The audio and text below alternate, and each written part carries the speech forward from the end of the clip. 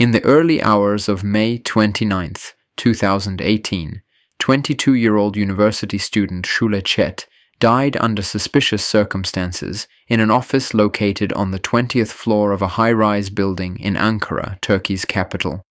The day she died was also her birthday. Her lifeless body was discovered on a terrace 70 meters below the office window. One of her shoes was trapped beneath her body. The other had landed several meters away. Her underwear and one of her socks were missing. They were not found at the scene, on her body, or ever recovered. Despite being present at the office with Şule that night, the two men, Çağatay Aksu and Berk Akand, were not immediately detained. Law enforcement initially recorded the incident as a self-inflicted jump. However, the Şule Çet case would soon become a symbol of the search for justice for women in Turkey and a testament to the power of women's solidarity in confronting gender-based violence. Given the painfully high number of suspicious deaths of women in the country, many of which are reported as falls from high places, it is not difficult to understand why the initial claim was not believed and why the early stages of the investigation sparked such public outrage.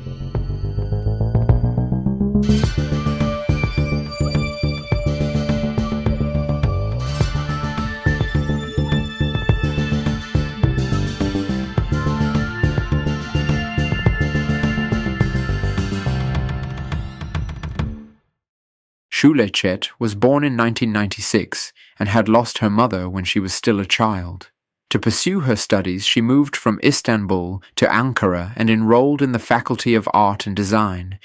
She was only in her second year at university, balancing her academic life with part-time work to cover her expenses. Some months before her death, Şule had met Çağatay Aksu, a 33-year-old man who had taken over a bar where she worked as a cashier. Even after the change in ownership, she remained employed there until the business shut down due to debt enforcement. Although she was owed wages, she was dismissed. According to her family and friends, Şule had been trying to recover the money Aksu still owed her. Berk Akand, then 32, was a longtime friend of Aksu. On May 28th, Şule texted Aksu to ask for her unpaid wages. He replied casually, "Come, we'll sort it out." That evening, she asked her close friend and roommate Lilia for advice. "He keeps calling," she said. "Says it's for a job meeting. Should I go? He always hits on me when he drinks. Will he do it again?" Lilia told her to go and get her money, but promised to check in with a phone call 20 minutes after she arrived. At around 10 p.m., Şule went to meet Aksu at a restaurant. Also present were Akand and another friend. At 10:30, Şule texted Lilia, "Sis, call me when I text you."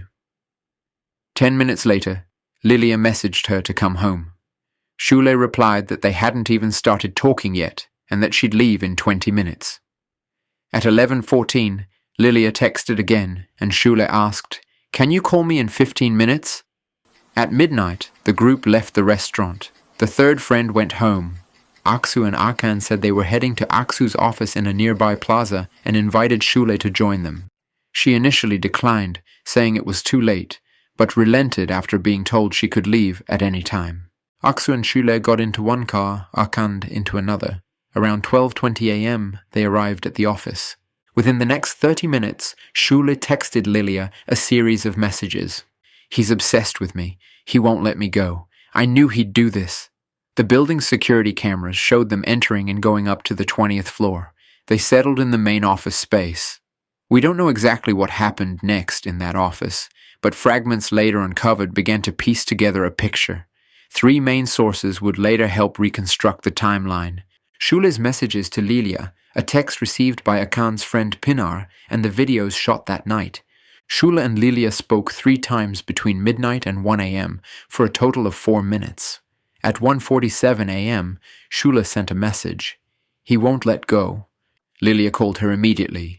Şule answered and said she was at Aksu's office drinking beer. Lilia offered to pick her up, but she declined. At 2:30 a.m., Lilia messaged again to check in. At 3:03 a.m., Şule sent 2 final messages. "He messed me up, and I wish I hadn't come." Lilia didn't see them until morning. These would be Şule's last known communications. Aksu later claimed that with those text messages, Şule was just trying to make excuses not to go home. However, the Çet family's lawyers viewed the messages as signs of coercion and assault. Berk Akend, meanwhile, was in frequent contact with a woman named Pınar, whom he described as someone he was romantically interested in. He even invited her to the office and sent her videos from inside, hoping she'd join them. In these videos, they were seen listening to loud music and drinking alcohol inside the office.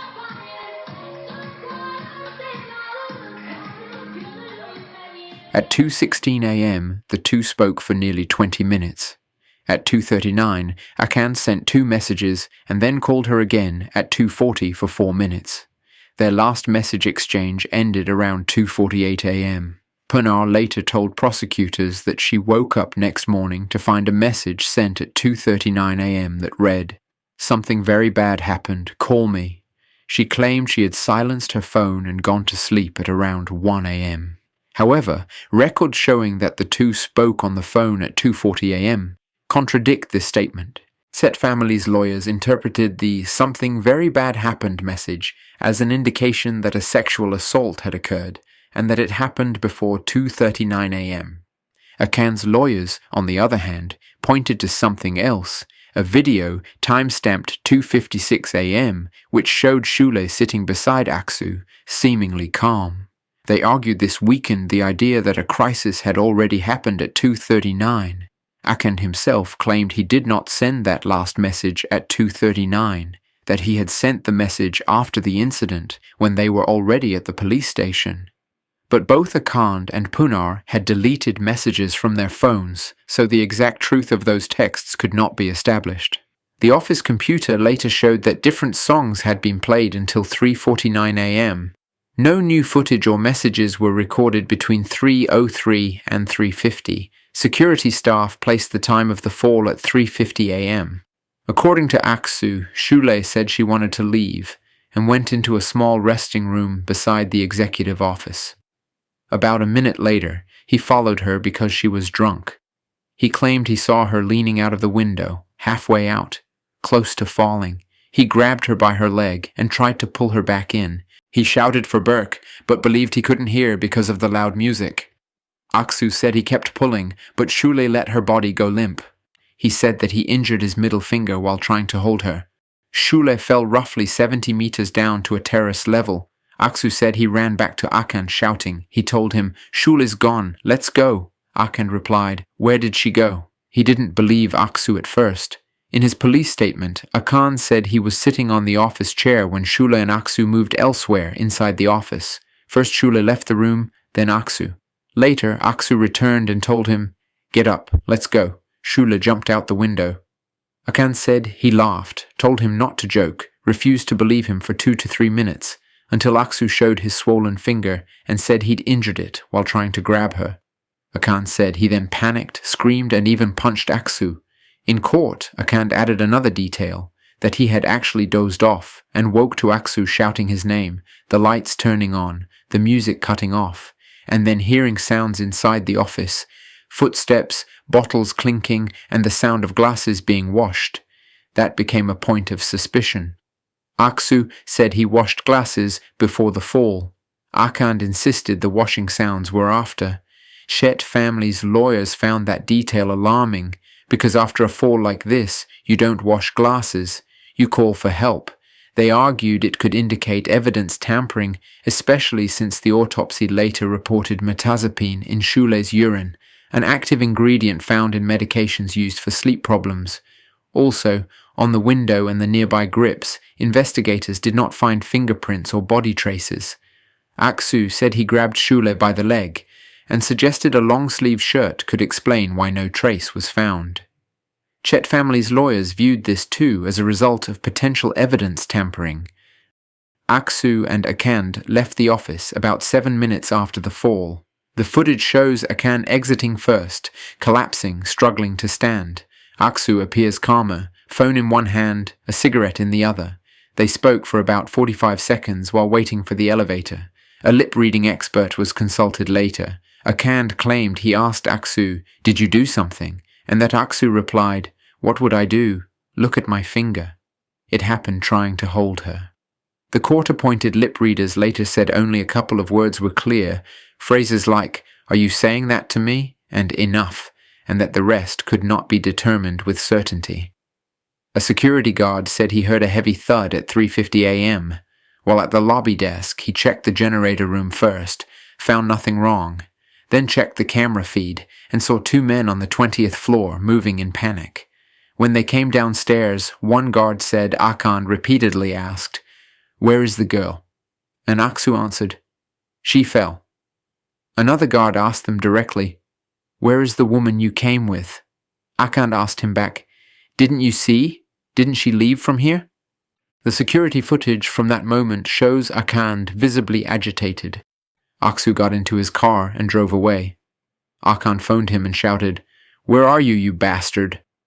Aksu returned about 10 minutes later. By morning, police conducted a crime scene investigation where Shule's body was found. In the palm of her left hand, they discovered a tuft of her own hair. Aksu and Akan gave statements. They were placed under judicial control and banned from leaving the country, but they were not arrested that day.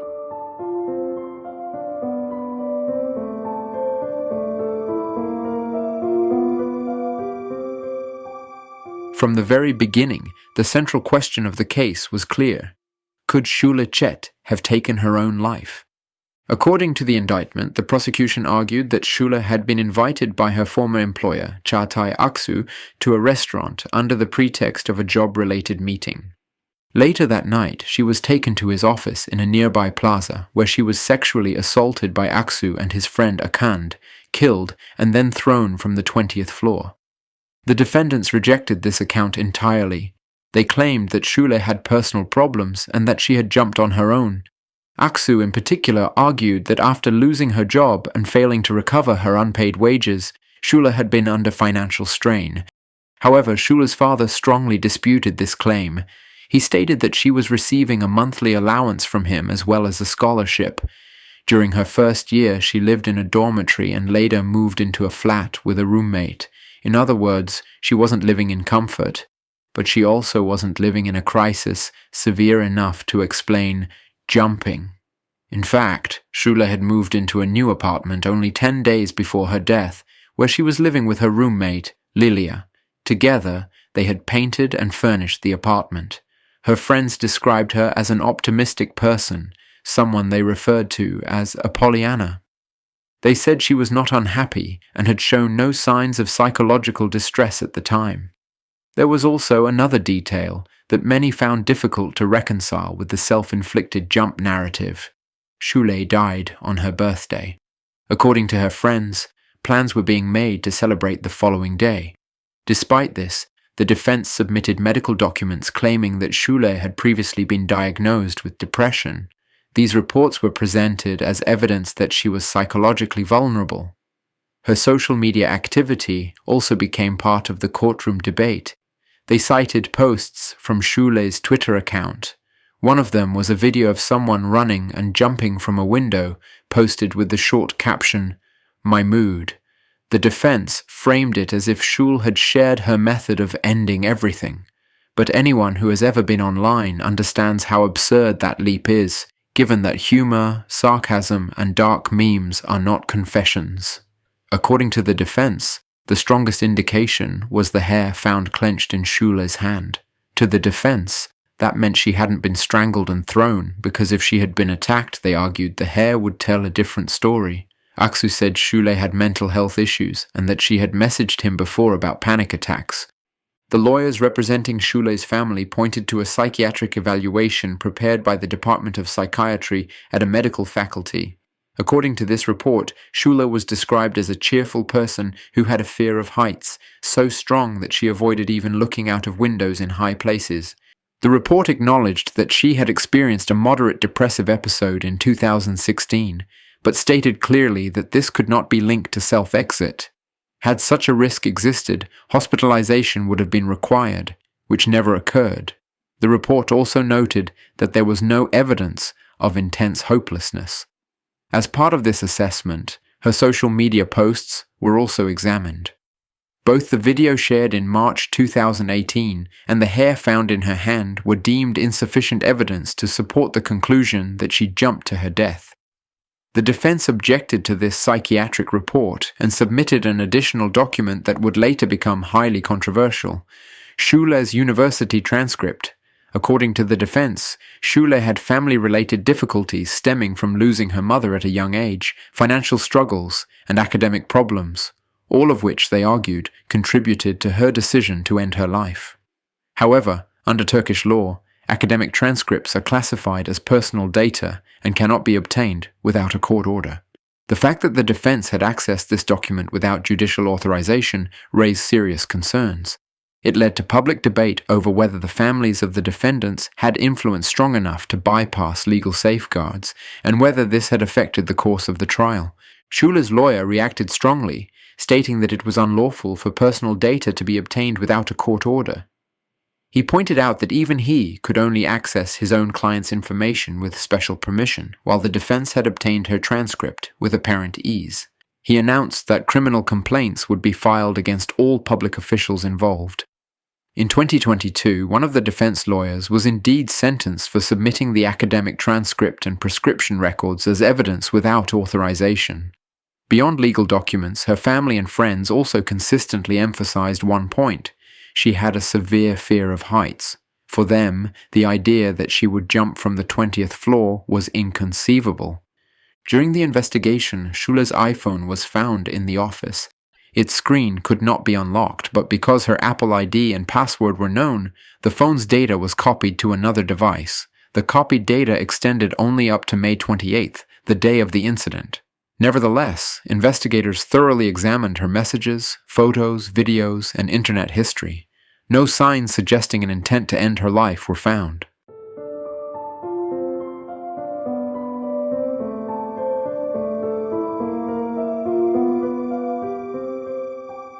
At the time of her death, Şule Çet had been in a relationship with someone named Furkan for about a year and a half. The defense suggested that problems in their relationship might have played a role in Çet's state of mind and called Furkan to testify. From the outset, Furkan made it clear he didn't believe for a moment that she would take her own life. According to him, while they had grown somewhat distant in the final weeks of their relationship, mostly because they both had busy work schedules, there was nothing in Schule's behavior to suggest that she was struggling emotionally. He remembered speaking with her briefly on the phone on the evening of the incident. She had called to check in on him, as he wasn't feeling well. He had just left work and told her he was going home to rest. She didn't mention any specific plans, but he recalled she had told him a few days earlier that she might meet Aksu to discuss work. Furkan wasn't aware of anything unusual until the following morning. During the trial, the defense attempted to link a piece of forensic evidence that could serve as proof of sexual assault to him.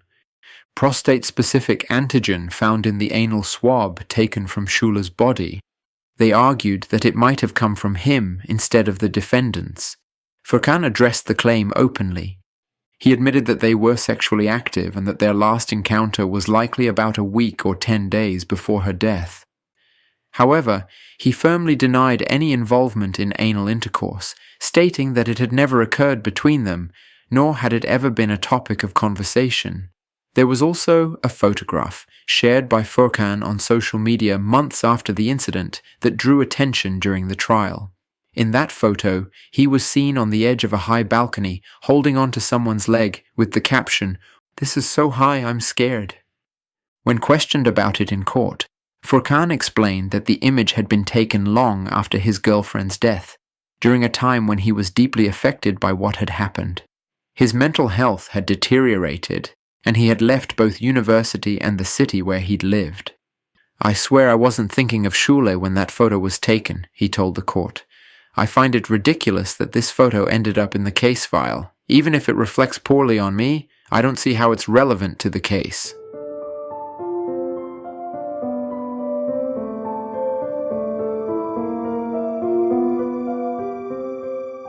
From the very beginning, the case was surrounded by questions, not only about the night she died, but also about how the investigation and legal proceedings were handled. The controversy was never limited to how Schule's school transcripts had been unlawfully obtained. What disturbed many, even more, was how quickly her death had been ruled self-inflicted. In Turkey, the issue of suspicious female deaths has long been a source of public concern. A large number of these deaths, often from falls, are recorded as self-exits or accidents. Women's rights organizations have repeatedly drawn attention to this pattern, arguing that in many cases, these deaths are actually femicides disguised as something else. According to 2025 data, at least 294 women in Turkey were murdered by men, and another 297 were found dead under suspicious circumstances. Of those, 267 involved either a fall, a gunshot wound labeled as self-inflicted, or an unexplained cause of death.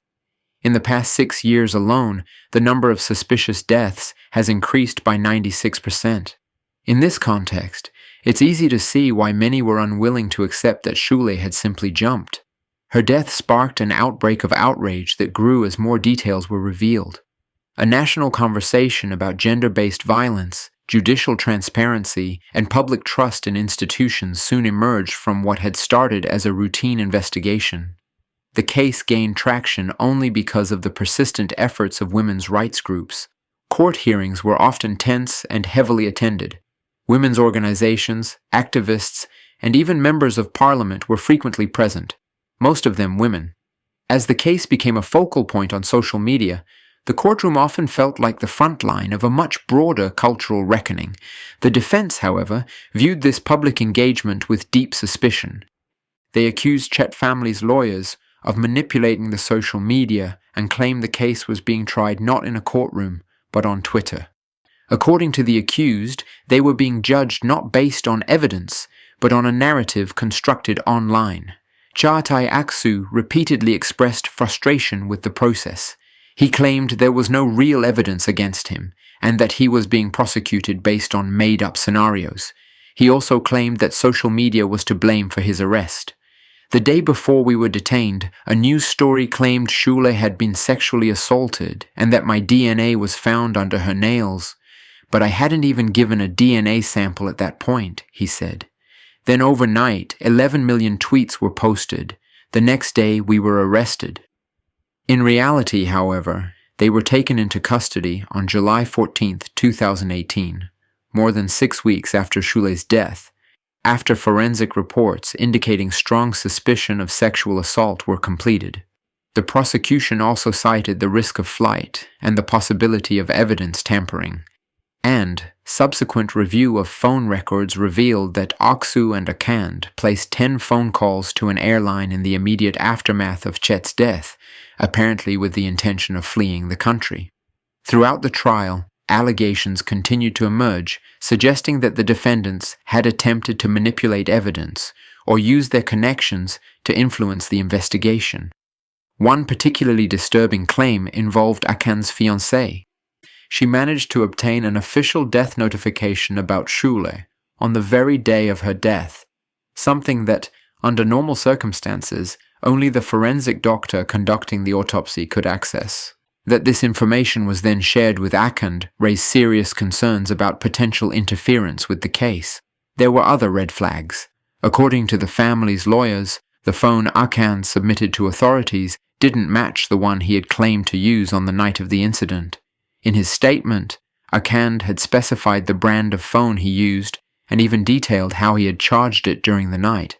But the device he later handed over to the prosecution was an entirely different make. Şule's legal team considered this an open attempt at evidence tampering. Then came a moment that shook the courtroom. During the second hearing, Çağatay Aksu's mother testified that she had been scammed. She described receiving a call from someone who claimed to be from the prosecutor's office. The caller told her that her son would be released that week and asked her to pay money. They told her to wait for further instructions. After several follow-up calls went unanswered, she became suspicious and eventually discovered that she had been defrauded. This testimony led Çet family's lawyers to ask another question. If Aksu's family truly believed he was innocent, why would they pay money to ensure his release under any circumstances?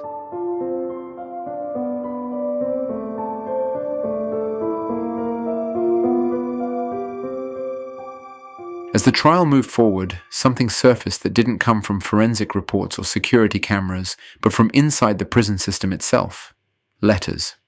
During later hearings, letters that Çağatay Aksu wrote to Berk Akan from prison were submitted into the case file presented by Akan's own lawyer. These letters revealed a growing unease between the two men. In them, Aksu criticized Akan's statements in court and urged him to align their stories more closely. In one letter, Aksu, facing an aggravated life sentence, expressed disappointment in Akan's behavior during the hearings.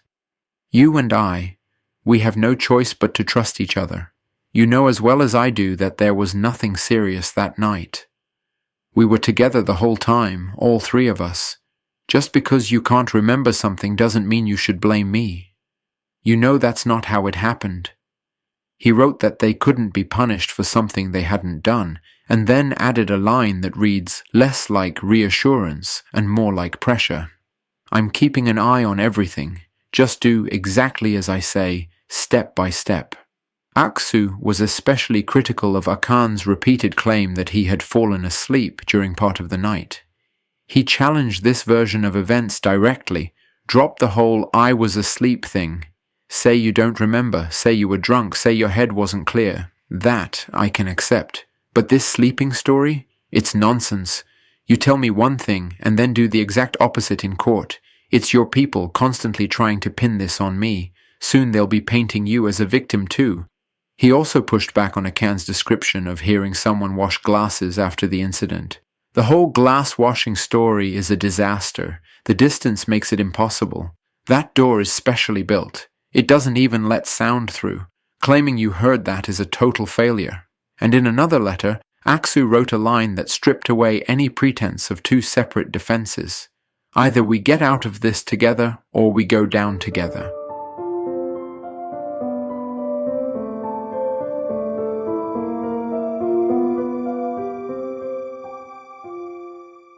The autopsy of Şule Çet and the subsequent forensic reports formed the most crucial, yet at times inconclusive part of the trial. What they revealed and what they couldn't became the center of intense legal debate.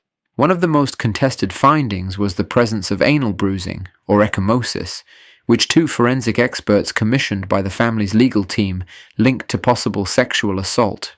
Defense, however, argued the bruises could have resulted from constipation. Although no sperm cells were found, prostate-specific antigen, or PSA, a protein made mainly by the prostate gland and found in semen and urine, was detected in anal swabs. A later forensic report stated that PSA alone could not conclusively prove sexual activity. One particularly debated point was the state of Şule's clothing and body at the time of the fall.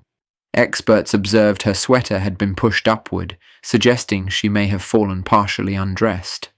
One of her shoes was found beneath her elbow and the other several meters away. One sock was missing. A forensic expert testified that for a light object like a shoe to fall before a heavier body, it must have been thrown first. This sequence contradicted the physics of a typical fall. Additional concern arose when it was discovered that Şule's underwear were never recovered. Despite follow-up questioning of law enforcement and forensic teams, no satisfactory explanation for its absence was given. For the prosecution, this pointed to the possibility that key physical evidence of sexual assault had been lost or deliberately removed. Another troubling finding was a hyoid bone fracture, which is located in the neck.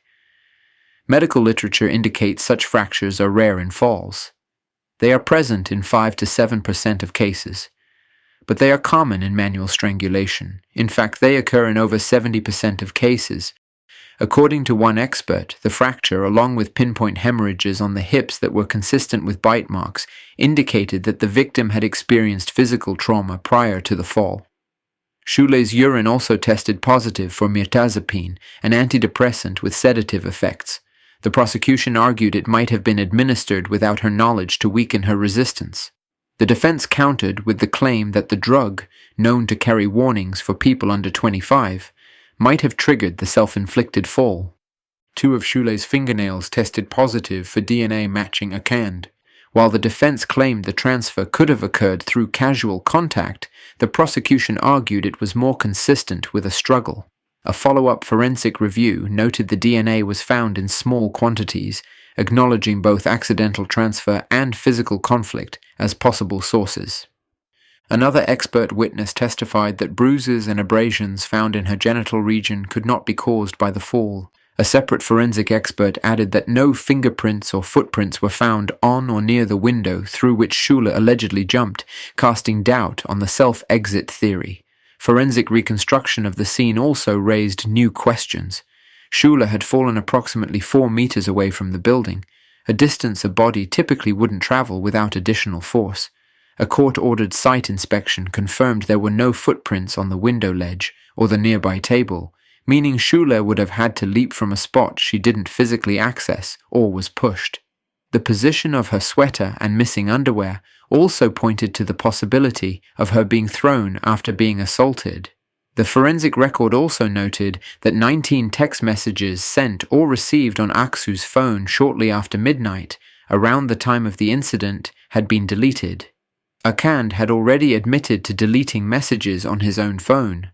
Ultimately, the official autopsy report stated that Şule had died from massive bodily trauma consistent with a fall from height, yet it admitted it could not determine whether she had been pushed, jumped, or was thrown post-mortem, nor could it confirm definitively whether she had been sexually assaulted. As a result, the medical experts left the cause of death open for interpretation by the court. Despite this ambiguity, the totality of the findings, the bruises, the lack of physical evidence supporting self-exit, the missing garments, the drug traces, the contradictions in the timeline, and the deleted messages, painted a picture that cast serious doubt on the defendant's version of events.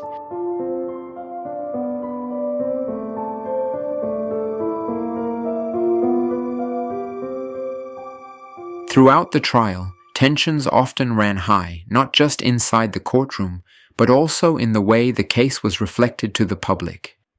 During one particularly emotional hearing, Çağatay Aksu turned to Şule's grieving father and said, "You should have taken better care of your daughter." In another moment, one of the defense attorneys described Şule as someone who liked to go out and have fun, and questioned how she could afford such a lifestyle without a job, despite receiving money from her family. This line of argument struck many observers as blatant victim blaming, but this tendency wasn't limited to the courtroom. In fact, the language used in early media reports came under sharp criticism from activists and women's rights groups, who argued that the press was echoing and even reinforcing a wider culture of victim blaming and sexual violence. Some headlines and articles focused more on the victim's personal life than on the crime itself, drawing attention to irrelevant details like alcohol consumption or the setting of a high-rise office. One mainstream newspaper published a photo of Şule smiling next to her accused killer, while the accompanying story repeatedly emphasized that alcohol had been consumed that night. Another paper ran with the headline, "She entered a luxury plaza with 2 men. Then came the horror," framing the incident in a sensationalist tone that, for many, implied the young woman's fate was somehow a consequence of her choices. These narratives, which often focus on location, lifestyle, or perceived moral character, risk distorting the core issue, the violence itself, and those responsible for it.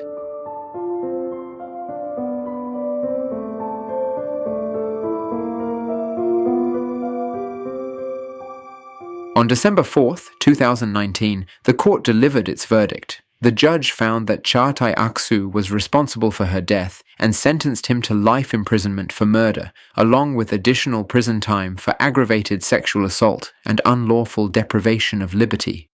The life sentence was slightly reduced due to good behavior considerations. The court also ruled that Berke Kand played a supporting role in the events that night. He was sentenced to 18 years and 9 months in prison for aiding the crimes that led to Şule's death. According to the court's account, this is how the sequence of events unfolded. Aksu forced himself on Şule, and when she resisted, the situation escalated into a violent confrontation. In an effort to prevent her from leaving or reporting what had happened, Aksu physically assaulted her, The court concluded that he either caused fatal injuries during the assault or that Şule lost consciousness and was later thrown from the window. The court determined that Akand, present throughout these events, had assisted Aksu. On that basis, the court found Akand criminally responsible as an accomplice. Not all judges agreed entirely. One member of the panel issued a dissenting opinion, arguing that there was not enough clear evidence to prove Akand's participation in the sexual assault or in restricting Şule's freedom. In his view, multiple possibilities could explain what happened that night and that none had been established with absolute certainty. After the verdict, a journalist asked the Çet family's legal representative whether the ruling was influenced by public pressure. He responded that public engagement had helped prevent an unjust process from continuing unchecked, noting that the accused had initially been released before the broader legal case took shape. Şule's father also spoke after the verdict. He acknowledged that those responsible had been punished, but he made clear that the punishment could never bring his daughter back. Unfortunately, the strain of the long legal battle took a severe toll on him. In the months after the trial, he developed a serious infection and eventually lost one of his legs. In his own words, the ordeal had taken not only my child, but my health and my peace. Reflecting on the journey, he said he had feared the defendant's wealth and influence might overpower the pursuit of justice. He spoke of painful moments in court when Şule's character was questioned and her dignity tested. Yet he also expressed relief that final confirmation of the sentences had come before his own passing. "I did not die," he said, "but I lost so much. With my daughter gone, life is incomplete. But now I can finally find some measure of peace."